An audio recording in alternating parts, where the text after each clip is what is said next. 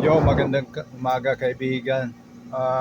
Yung tawag niya, conference or update ni Secretary Dizon, kaibigan, napakalupit, di ba? So, suspect niya nationwide yung mga problema sa ghost projects. Kaya kaibigan, I think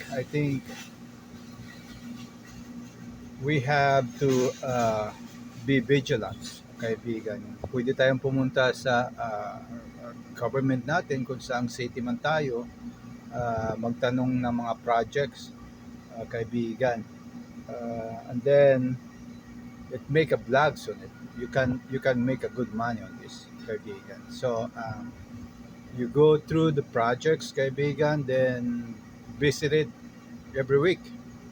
Yun yung content mo, yung projects nila, yung improvement nila. And then that's the way we can show how good the projects goes, kaibigan. Kaya uh, kikita ka dito, kaibigan, I'm sure, 100%. Di ba?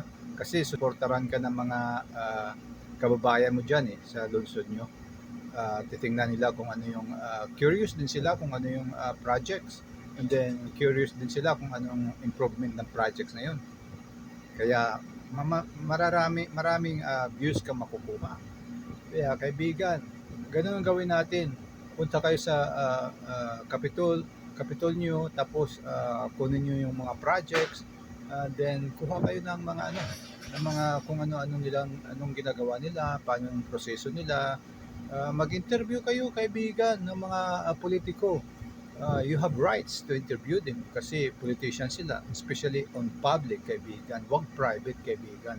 Huwag sa bahay nila. Kasi uh, private yun, kaibigan. Pero pag nasa opisina sila or sa labas sila ng opisina, nasa kalye sila, kaibigan, yeah, you have. Wag yung sa mga restaurant sila, wag, kaibigan. Or nasa loob sila ng mall.